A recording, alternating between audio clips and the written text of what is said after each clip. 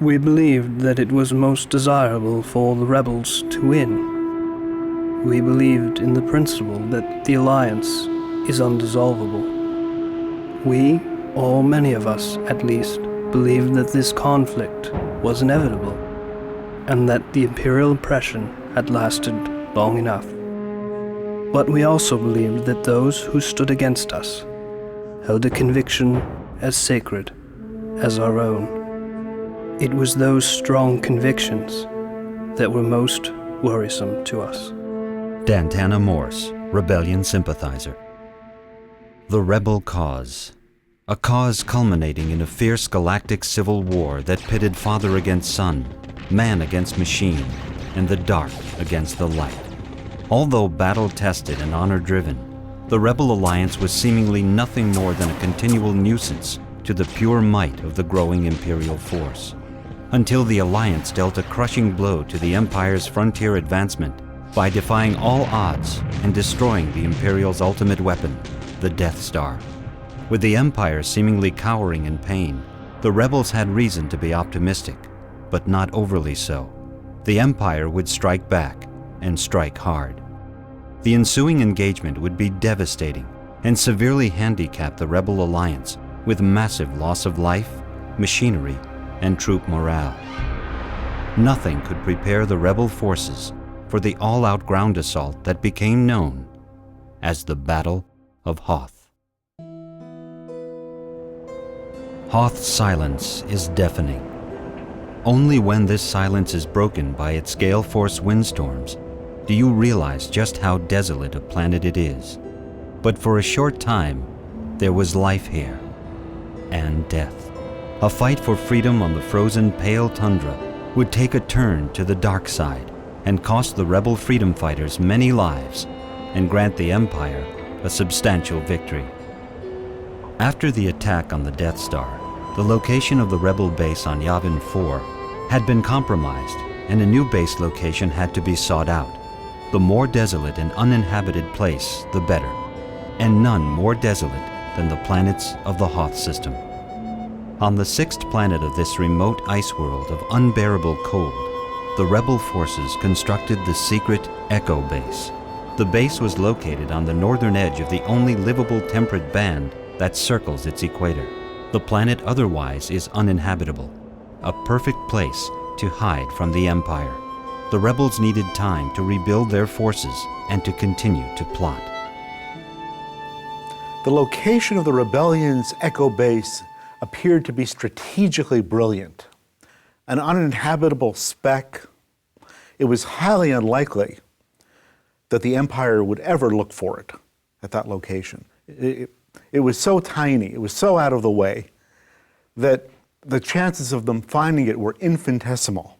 But General Riecken, commander of Echo Base, chief rebel strategist, never imagined how driven Vader was. He never imagined how obsessed Vader was with finding the rebels, no matter what it took. He never imagined that he would order the Imperial forces to search every nook, every cranny, no matter what the cost. Thus began a battle that the rebels were totally unprepared for. Darth Vader, Lord of Sith, commanded the Imperial fleet in search of the fleeing rebels. His main objective was to find the one called Skywalker, thought by Vader to be the new natural leader of the Rebel Alliance. Searching tirelessly for the new rebel base, the Empire deployed thousands of probe droids to the far reaches of the galaxy. Several of these probes landed in the Hoth system and were detected by General Riecken and his men. During a reconnaissance mission, the probe was destroyed, but not before alerting the Empire of its whereabouts. On board the Star Destroyer Executor, Captain Piet would decode fragments of information sent from one of the probes on Hoth. Vader, sensing its importance, orders the fleet to the Hoth system. The stage was set for the great battle to come. You have to understand that the rebels were drastically outmanned and outgunned by the Empire. And what drove them to fight like this? I believe that the destruction of their home planet Alderaan filled them with such passion that they fought to their last breath. But despite their gallant efforts, a price would be paid for their win at Yavin 4, and the victory would go to the Empire. With the Empire alerted to the base location, Riken knew their time was limited and ordered the base evacuation plan into effect. Crews worked feverishly to load transport ships with supplies, machinery, and personnel. Within hours, intelligence learned that Vader's fleet of Star Destroyers had been detected coming out of hyperspace surprisingly close to the Hoth system. With all power diverted to the energy shield protecting the base from an air attack, Riken ordered his troops to prepare for a ground assault. I fear the darkness is upon us. We prepare to fight an enemy we cannot possibly defeat. Is it our pride or our arrogance that allows us to stand and do battle with these beasts? Realizing that the costly re-entry mistake made by General Ozzel would alert the rebels to their whereabouts, Darth Vader orders General Maximilian Veers to prepare a surface attack. Ozzel is a fool. I must now engage in a land war without air support.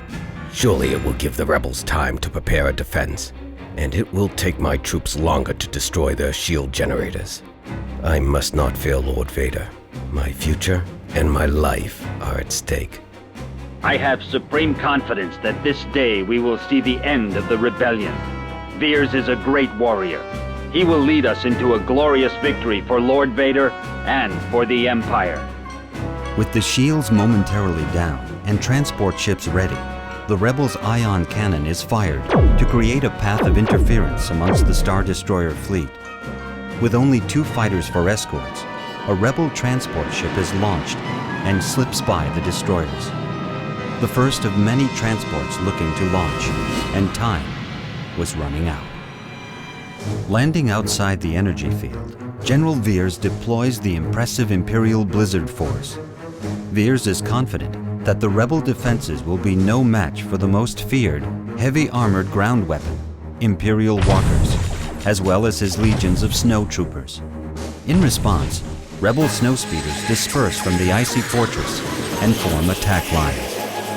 We are prepared for the challenge before us. The Force is strong with my rogue leader, and he has the strength to lead us through this battle and into the dawn of a new republic.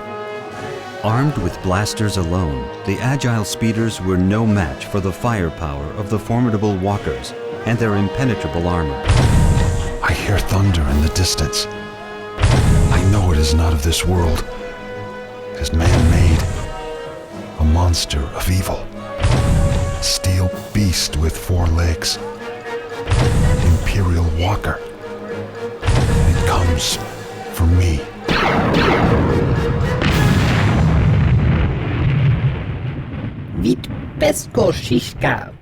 There was an incident where a single rogue unit was able to topple a massive Imperial Walker. Ironically, as the walker crashed to the ground, it burst into thousands of pieces, with the shrapnel killing countless other rebel units in the area. This one walker had cost the rebels 50, maybe 100 men, and more walkers kept coming. The air was filled with the smell of blood and of burning flesh, and resonated with the explosions of battle. The white snow of Hoth was no more. Now it was red. Red with the blood of slaughtered freedom fighters. Soldiers who were outgunned and vastly outnumbered. They fought to hold off the advancement of the enemy as long as possible. For every minute they delayed the advance, more transports would launch and head to the rendezvous point. I watch men fight. They don't run, they fight. They fight because they know our cause is just and that the Empire must someday be stopped. I am badly wounded and will, in all likelihood, never leave this horrible place. I lie here in the snow, uncertain of the future of our cause. That bright future we've all given so much for and fought so long and hard to obtain. I think of our days together, Kiranda, my love. As I look back on our lives, I thank the Force you were there for me. As General Veer's Imperial Walker nears the shield generator, he orders it destroyed with several blasts of his energy weapon. The ground invasion of Echo Base begins. We are all anxious to end this. The rebels have escaped this fate for far too long now. My only comfort this day is that their blood will be on my hands. Scores of snowtroopers advance over the icy landscape. They swarm and devour the resourceless rebels scattered on the battlefield. Those that can have no choice but to retreat to one of the few remaining transports in hopes that they might make it to safety.